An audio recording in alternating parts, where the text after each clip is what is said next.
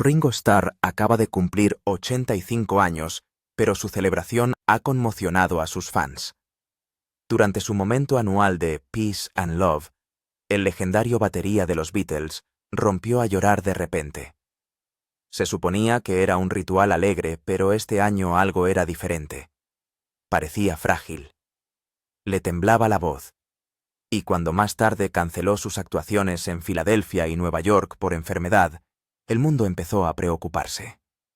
Los médicos le dijeron que descansara, pero sus allegados susurraban que pasaba algo más profundo, algo que no decía. Por primera vez en décadas, Ringo lloró públicamente a John y George durante su discurso de cumpleaños. Sus palabras se quebraron, su rostro se descompuso y sus manos temblaron al pronunciar sus nombres. Para muchos fue el momento en que se dieron cuenta de que el último Beatle superviviente por fin dejaba ver el peso de todo. ¿Qué le está pasando realmente al hombre que una vez hizo creer al mundo en la paz, el amor y el rock and roll? Richard Starkey vino al mundo el 7 de julio de 1940 en el número 9 de la calle Madron de Liverpool. La ciudad estaba sitiada aquel verano, las bombas de los aviones alemanes caían casi todas las noches, sacudiendo ventanas, partiendo calles e incendiando casas. Sus padres intentaron mantener la calma, pero el miedo llenaba cada rincón. Su padre, Richard Starkey, señor panadero de profesión, ya se estaba desvaneciendo, inquieto y poco fiable. Cuando el pequeño Richard tenía solo 3 años, su padre salió por la puerta y nunca volvió. De repente su madre, Elsie, tuvo que criarlo sola. Trabajaba de limpiadora por las mañanas y de camarera por las noches, y aún así conseguía sonreír cuando lo metía en la cama. El dinero siempre escaseaba. En 1944, cuando el alquiler se hizo imposible, se mudaron a un piso más pequeño y barato, un sacrificio más en una cadena de muchos. Entonces llegó la primera tragedia que casi acaba con su vida. Con solo 6 años a Richard se le reventó el apéndice. Lo que debería haber sido una operación rutinaria se convirtió en una pesadilla cuando contrajo peritonitis, una infección mortal que le dejó en coma. Durante días, los médicos no estaban seguros de que sobreviviera. Pasó casi un año en el hospital, solo, asustado y débil. Cuando por fin volvió a casa en mayo de 1948, tenía 8 años y un retraso escolar tan grande que apenas sabía leer ni contar. Pero ni siquiera entonces se quejó. Simplemente decidió seguir adelante. A los 13 años, cuando empezaba a ponerse al día, el destino volvió a golpearle. En 1953, un brote de tuberculosis asoló su escuela y Richard fue uno de los desafortunados. Fue enviado a un sanatorio, aislado, silencioso y gris, donde permaneció 2 años. No había amigos ni aulas, solo días interminables mirando por la ventana esperando curarse. Un día una enfermera le entregó un mazo de algodón y le dijo que lo golpeara contra un armario metálico. El eco llenó la habitación estéril como por arte de magia. Algo en ese sonido, puro vivo, encendió una chispa en su interior. Un trabajador sanitario se dio cuenta y le regaló un disco titulado Bedtime for Drums. A partir de entonces, se obsesionó. Por primera vez en su vida tenía algo que le pertenecía: el ritmo. Creció en el barrio de Dingle de Liverpool, uno de sus rincones más duros. La pobreza, las peleas entre bandas y la delincuencia estaban por todas partes. Para sobrevivir, Richard se unió a una banda local, aunque odiaba la violencia. Vio palizas, vio sangre. Una vez fue atacado tan brutalmente por un grupo rival que le dejó conmocionado durante años. Era pequeño, callado, inseguro de sí mismo, y aquel ataque le metió el miedo hasta el fondo. La música se convirtió en su vía de escape, su única salida real. Cuando tenía 16 años, en 1956, encontró trabajo como aprendiz de maquinista en una fábrica. Era aburrido y ruidoso, pero tenía un regalo: la amistad. Allí conoció a Roy Trafford, un compañero de trabajo al que le encantaba el skiffle, una mezcla cruda y enérgica de jazz, blues y folk.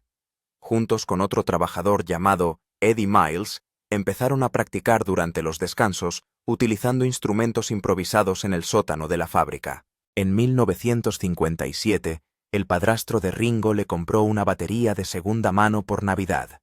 Estaba desgastada, remendada e imperfecta, pero para Richard lo era todo. 2 meses más tarde se unió al Eddie Clayton Skiffle Group y el 31 de julio de 1957 tocó su primer show real en el Cavern Club. Trabajaba todo el día en la fábrica y tocaba música toda la noche perdiendo el sueño pero encontrando un propósito. A finales de 1959 llamó la atención de otra banda que necesitaba un batería en condiciones. Se hicieron llamar The Hurricanes, que pronto serían conocidos como Rory Storm and the Hurricanes. Fue entonces cuando Richard se convirtió en Ringo Starr, un nombre inspirado en los anillos que llevaba y en su sueño de brillar más que los demás. Durante sus momentos en solitario la banda lo llamaba Star Time, y él cantaba Boys de the Shirelles mientras el público le aclamaba. En 1960, Rory Storm and the Hurricanes era uno de los grupos más importantes de Liverpool, incluso más popular que los Beatles. Entonces llegó a Hamburgo. El grupo fue contratado para tocar en el barrio rojo de la ciudad, donde todo era caos y tentación. George Harrison más tarde llamó a Hamburgo la ciudad más traviesa del mundo. Paul McCartney dijo que todas las mujeres eran strippers o prostitutas. Las noches eran largas, las bebidas baratas, las drogas fáciles y el sueño casi inexistente. Fue salvaje. El 29 de noviembre de 1960 Paul y el batería Pete Best fueron detenidos por prender fuego a un preservativo que utilizaban como improvisado foco. Fueron deportados el 1 de diciembre. A pesar de todo, Ringo se mantuvo a flote observando, aprendiendo y sobreviviendo. Ese mismo año, Ringo tocó con John Paul y George por primera vez, cuando Pete Best no pudo asistir a una sesión. Era el 15 de octubre de 1960 y estaban acompañando al cantante Lou Walters en una canción llamada Summertime. Nadie podía saber que era el comienzo de algo legendario. En 1961, The Beatles, entonces todavía con Pete Best, grabaron Cry for a Shadow con Tony Sheridan en Hamburgo mientras la propia banda de Ringo luchaba por mantenerse a flote. Estaba arruinado, inquieto, e incluso pensó en mudarse a América para tener mejor suerte. Pero algo acerca de esos 3 chicos de Liverpool se quedó con él. A principios de 1962, Pete Best faltaba cada vez a más conciertos. El 5 de febrero, Ringo volvió a sustituirlo, y George Harrison diría más tarde: "Fue entonces cuando lo supimos. This is it". Pues, lo querían a tiempo completo, pero aún tenía contrato con los Hurricanes. No se dio cuenta en ese momento, pero esa actuación lo cambiaría todo. El 16 de agosto de 1962. Pete Best fue despedido repentinamente. 2 días más tarde, el 18 de agosto, Ringo se convirtió oficialmente en un Beatle. Pero lo que debería haber sido el día más feliz de su vida se convirtió en uno de los más difíciles. Los fans estaban furiosos. En el Cavern Club, la noche siguiente, la mitad del público coreaba Pete para siempre, Ringo nunca. George Harrison recibió un cabezazo en un pasillo y apareció con un ojo morado. La multitud arrojó cosas al escenario. Ringo recibió amenazas de muerte. Empezó a preguntarse si se había equivocado. Entonces, llegó la primera sesión de grabación. El 4 de septiembre de 1962, tocó la batería en los estudios Abbey Road para el productor George Martin, que no quedó impresionado. Solo una semana después, el 11 de septiembre, Martin le sustituyó por otro batería, Andy White, e hizo que Ringo tocara la pandereta en su lugar. Humillado, Ringo pensó: "Me están haciendo lo que le hicieron a Pete". Se fue a casa convencido de que su carrera ya había terminado. Durante las giras de 1963, los otros Beatles le pusieron a prueba con bromas. Escondieron su batería, mintieron sobre los horarios de los conciertos y crearon falsas emergencias para ver si podía soportar el estrés. En un concierto en Gales, toda la banda tuvo que utilizar los instrumentos de otra persona porque su equipo había desaparecido misteriosamente. Fue duro, pero Ringo mantuvo la calma. Poco a poco se ganó su confianza. Tocaba la batería de forma extraña porque era zurdo, pero usaba un kit para diestros. Esa incómoda configuración hacía que sus ritmos sonaran únicos, pero siempre le preocupó que le hiciera parecer un mal batería. Practicaba constantemente, temeroso de ser reemplazado. Incluso perdió el sueño por ello, pero ese estilo se convirtió en parte del sonido de los Beatles. Hizo que canciones como Love Me Do y Please Please Me fueran diferentes a todo lo demás. El 3 de junio de 1964, justo antes de su gira mundial, Ringo sufrió un colapso durante una sesión fotográfica. Su fiebre llegó a 102 grados y los médicos le diagnosticaron amigdalitis. La banda tuvo que decidir si cancelaba sus mayores conciertos en Estados Unidos o le sustituía. Trajeron a un baterista llamado Jimmy Nicole. Ringo se perdió 8 conciertos en Dinamarca, Holanda y Australia. George Harrison estaba tan disgustado que amenazó con abandonar la gira. Ringo no quería operarse, así que voló a Australia estando aún enfermo y se reincorporó a la banda el 15 de junio en Melbourne. Una enfermedad casi acaba con todo lo que habían construido. Cuando los Beatles aterrizaron en el aeropuerto JFK, el 7 de febrero de 1964, no tenían ni idea de lo que les esperaba. 4.000 fans ya gritaban antes de que se abrieran las puertas. Ringo salió sonriendo sin darse cuenta de que estaba a punto de convertirse en un imán para la histeria. Su encanto hizo de él un favorito instantáneo, pero la adoración no tardó en volverse peligrosa. Solo 4 meses después, el 13 de junio en San Francisco, una multitud de 500 colegialas enloqueció solo por verle durante una breve escala en el aeropuerto. 5 de ellas se desmayaron de histeria. Una de ellas, Elena Rand, de 18 años, era la jefa del club de fans de los Beatles de California. Consiguió regalarle a Ringo una camiseta surfera antes de desmayarse en sus brazos. La policía tuvo que formar escudos humanos para evitar que fuera aplastado en el acto. 20 agentes apenas contuvieron a la multitud. A pesar de todo, Ringo seguía sonriendo. Incluso dijo: lo disfruto. Pero eso fue solo el principio de lo que la Beatlemanía haría con él. Durante el rodaje de A Hard Day's Night en 1964, el ingenio natural de Ringo le convirtió en una estrella de la pantalla. Se robó escenas enteras sin siquiera intentarlo, pero detrás del encanto estaba el agotamiento. El 3 de junio, justo un día antes de su gira mundial, Ringo sufrió un colapso durante una sesión fotográfica. Tenía fiebre alta y fue trasladado al hospital con amigdalitis aguda. El médico dijo que necesitaba descansar, pero la gira no podía esperar. A Jimmy Nicole le pagaron $2.500 por show para reemplazarlo. Ringo pensó que estaba siendo expulsado permanentemente. Tumbado en una cama de hospital, vio cómo otra persona se sentaba detrás de su batería. Regresó una semana después, pero el miedo nunca le abandonó del todo. En 1965, los Beatles volaron a las Bahamas para rodar Help. Pensaron que sería una aventura desenfadada, pero se encontraron con una trampa. El clima político era tenso, y los lugareños no querían que una banda británica les robara los titulares. John Lennon bebió durante toda la prueba. Más tarde calificó la experiencia de humillante y dijo que los funcionarios locales les insultaron repetidamente. En un momento dado estuvo a punto de perder los nervios y empezó a gritar. La seguridad llegó a ser tan estricta que la banda no podía moverse sin guardaespaldas. Ringo, normalmente el pacificador, sentía que la tensión aumentaba por momentos. Ya no era divertido, se sentía como la supervivencia. En 1966, las cosas habían alcanzado un nuevo nivel. Los días 4 y 5 de julio, los Beatles tocaron en Manila. A la mañana siguiente, los titulares les acusaban de desairar a la primera dama Imelda Marcos. La realidad era que nunca aceptaron el almuerzo. Pero en un país gobernado por el miedo eso no importaba. Su protección policial desapareció. En el aeropuerto las escaleras mecánicas estaban cerradas. Tuvieron que arrastrar su propio equipo mientras matones del gobierno con falsos uniformes militares agitaban pistolas y porras. Brian Epstein recibió un puñetazo. El road manager Mal Evans recibió una patada y quedó sangrando en la pista.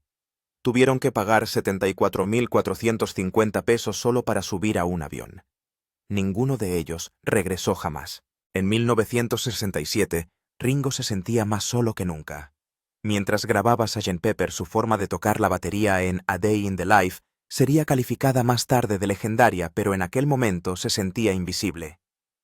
Aprendí a jugar al ajedrez, bromeaba, porque pasaba horas sentado mientras los demás experimentaban con LSD y nuevos sonidos. George dijo que ya no parecía una banda. Era Paul al piano y Ringo marcando el compás. Apenas se sentía involucrado, pero las canciones no habrían funcionado sin él. El 22 de agosto de 1968, algo se rompió. Ringo abandonó Abbey Road. Paul había criticado su forma de tocar la batería en Back in the USSR y Ringo estaba harto.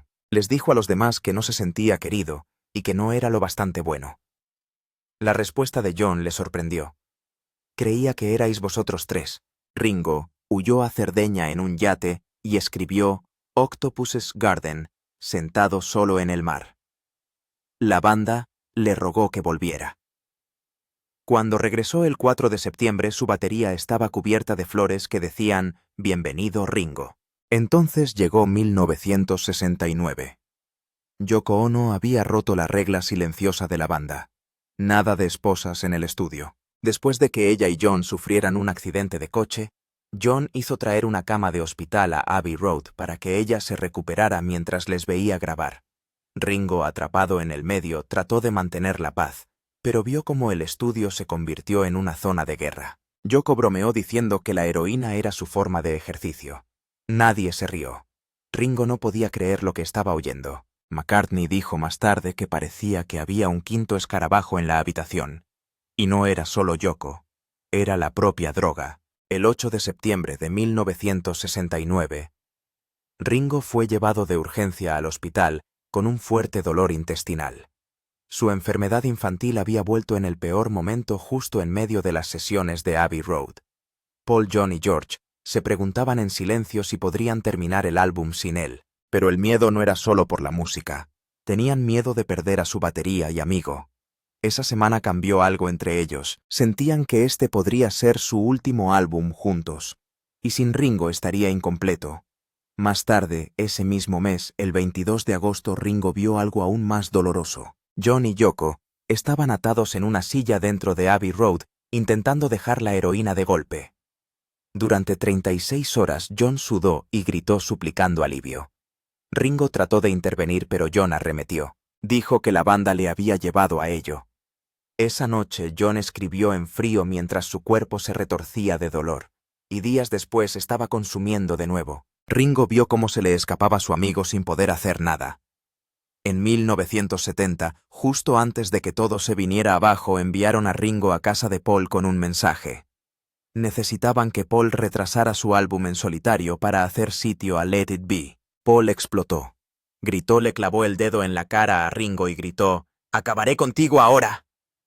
Ringo se puso tranquilamente el abrigo y se fue. Fue la única vez que su amistad se tornó violenta. Más tarde, Ringo escribió una canción titulada Early 1970 en la que se burlaba suavemente de la vida en la granja de Paul e insinuaba lo distanciados que se habían distanciado. Entonces sucedió. El 10 de abril de 1970. Paul le dijo al mundo que los Beatles se habían acabado. Ringo se enteró por la prensa. Nadie se lo había dicho. Cayó en una profunda depresión sentado en su jardín, mirando al cielo preguntándose qué haría ahora que la música había cesado. El hombre que una vez temió ser sustituido se enfrentaba ahora a un silencio que ningún ritmo de batería podría arreglar. El 31 de diciembre de 1970, Paul demandó a los demás para disolver su sociedad. Sorprendentemente, Ringo se puso de parte de Paul. Los otros dos estaban furiosos. Acababan de afirmar que sus problemas con Paul se habían resuelto. La demanda lo hizo oficial. Ringo había elegido un bando en la guerra y la hermandad se hizo añicos. En abril de 1971, Ringo lanzó Early 1970 como cara B de It Don't Come Easy. Cantó sobre cada uno de sus viejos amigos. George podría tocar si está en la ciudad, John podría tocar si está por aquí, pero Paul ni siquiera le habla. Esa canción era su herida abierta sangrando silenciosamente por los altavoces. El dinero se convirtió en un lío. Alan Klein, que había prometido gestionar su imperio, mantuvo congelados los derechos de autor del grupo durante años. En el verano de 1971, Paul estaba pagando a su banda de su bolsillo solo para seguir adelante. Ringo no tenía control sobre sus propias ganancias. Incluso álbumes en solitario como Sentimental Journey quedaron sepultados por retrasos legales y un mal momento. El álbum de McCartney robó el protagonismo y el proyecto de Ringo se perdió. Hubo un hermoso momento que casi lo cambia todo. El 1 de agosto de 1971 George organizó el concierto para Bangladesh. John aceptó participar hasta que supo que Yoko no estaba invitada a actuar. 2 días antes del concierto se marchó furioso de Nueva York. Paul se negó a venir. Solo Ringo apareció. Tocó junto a George sonriendo con el corazón roto. El público rugió, pero no fue un reencuentro. Fue una despedida disfrazada. En marzo de 1970, Ringo's Sentimental Journey salió a la venta. Vendió 500.000 de copias en 2 semanas y alcanzó el núm. 7 en el Reino K. Pero el anuncio de Paul y el lanzamiento del álbum aplastaron su impulso. Nunca llegó a ser disco de oro. Y Ringo se dio cuenta de algo difícil.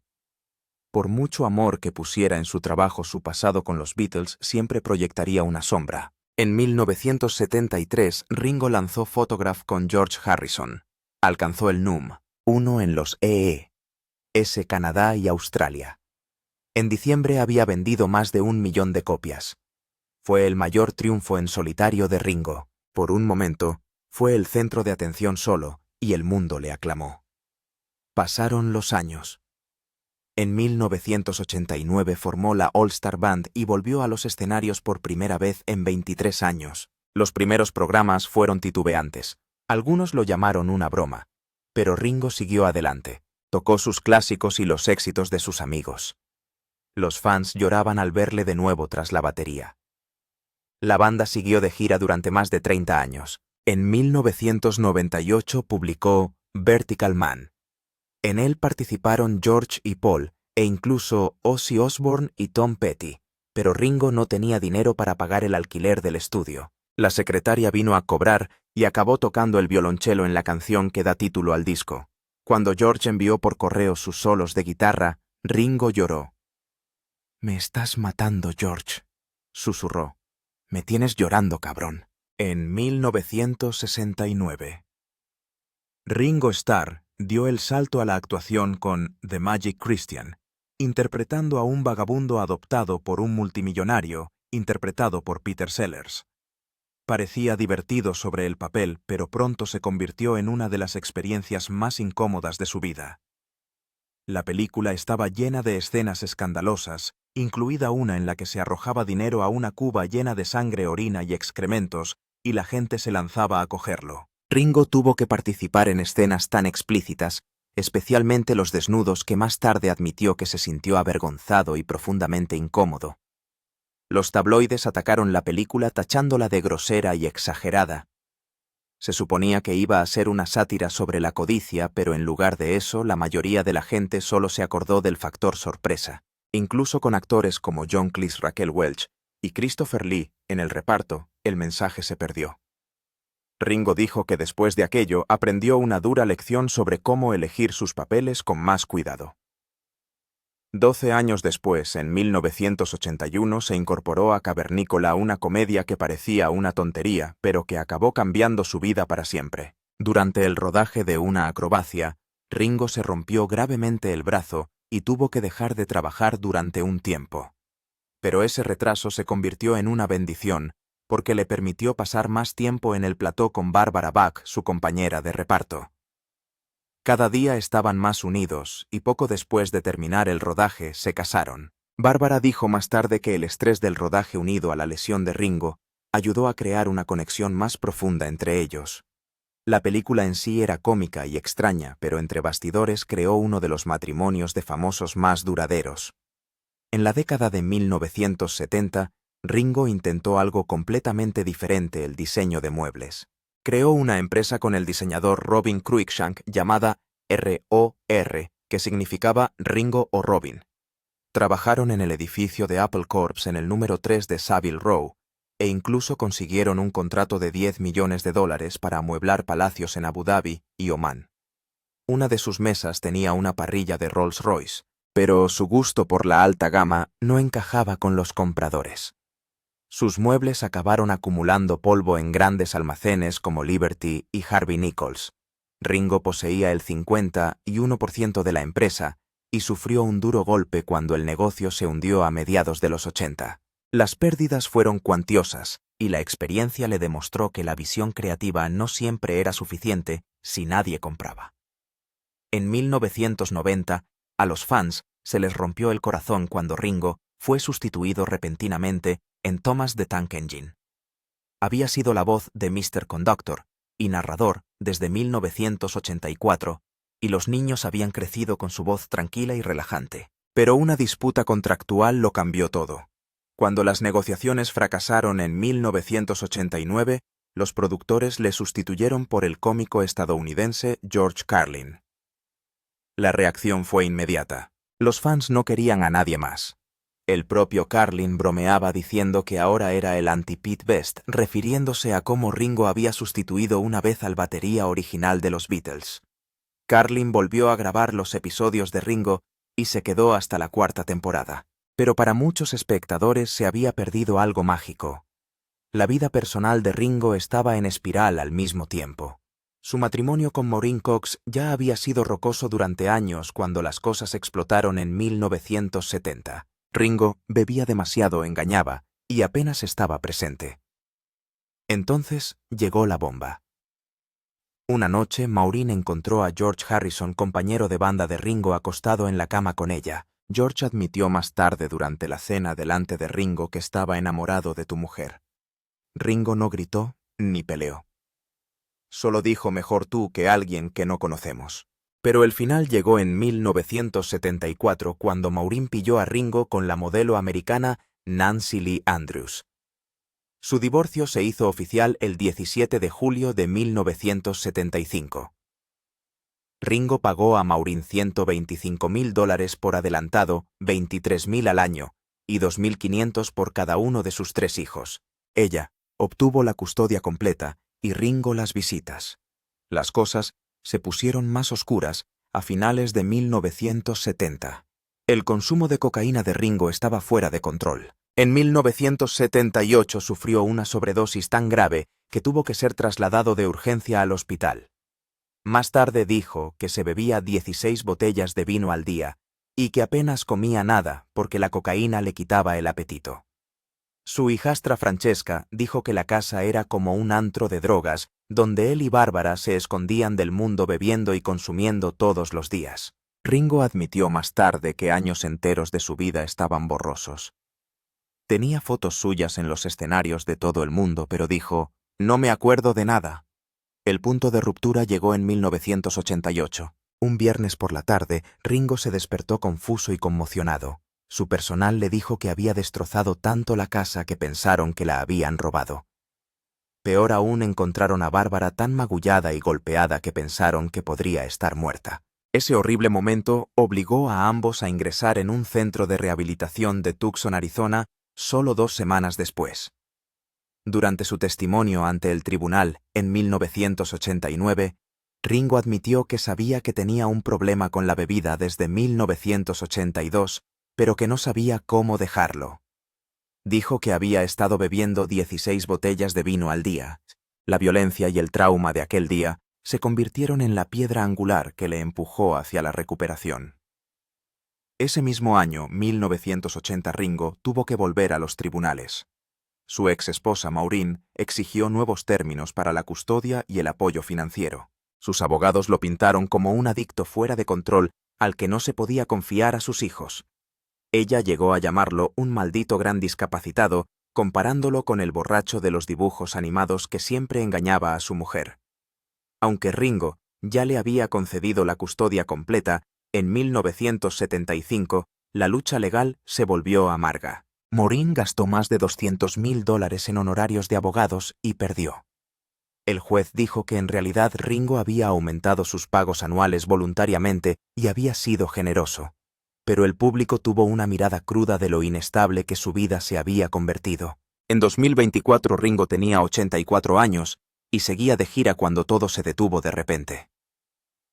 Se puso enfermo justo antes de un concierto en Filadelfia y los médicos le dijeron que descansara. tuvo que cancelar el concierto de esa noche y otro en el Radio City Music Hall. Los fans se quedaron atónitos. Ya había completado 10 de los 12 conciertos de su gira de otoño y había tocado en el Greek Theatre de Los Ángeles, donde su banda de estrellas se había presentado 35 años antes.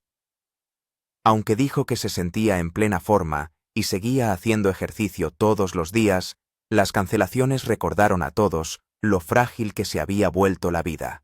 Entonces llegó su 85 cumpleaños el 7 de julio de 2025.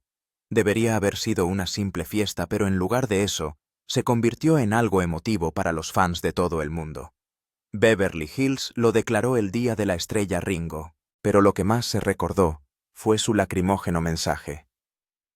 Por primera vez, Ringo lloró públicamente a John Lennon y George Harrison durante el momento de paz y amor del mediodía. La tradición anual comenzó con solo 100 fans en Chicago en 2008. Ahora abarca 30 países. Este año la NASA incluso ayudó a transportar su mensaje a la Luna y viceversa. Ese momento se convirtió en algo más que un cumpleaños. Se convirtió en un monumento. Y justo cuando la gente pensaba que podría bajar el ritmo, Ringo reveló que aún no había terminado. Anunció en 2025 que había terminado no uno sino 2 álbumes country. Cuando los periodistas le preguntaron si por fin se retiraba, Ringo se rió y dijo que sus hijos estaban hartos de oír esa frase desde hacía 10 años. El nuevo álbum incluiría incluso una versión de Carl Perkins en honor a uno de los músicos que dieron forma al sonido inicial de los Beatles. Ringo decía que cada vez que alguien le llamaba para ofrecerle un concierto, estaba dispuesto a hacer las maletas e irse. Pero incluso con todo el amor y el éxito, 2025 también trajo algunas sombras pesadas. Su organización benéfica, la Fundación Lotus, había recaudado millones gracias a sus exposiciones de arte, especialmente una reciente en Las Vegas. Creó un arte del giro salvaje utilizando un motor Rolls-Royce modificado, y cada céntimo se destinó a causas como la investigación del cáncer y el apoyo a la adicción. Pero entonces llegaron los rumores de los Pandora Papers. Revelaron que Ringo tenía 5 fideicomisos offshore en Panamá y las Bahamas que manejaban sus regalías e ingresos de giras. No había pruebas de irregularidades, pero la gente empezó a preguntarse si su obra benéfica se mezclaba con tácticas de paraíso fiscal. Ringo guardó silencio y dejó que las cifras hablaran. Su arte seguía recaudando grandes sumas para buenas causas, pero la presión de los medios de comunicación era real.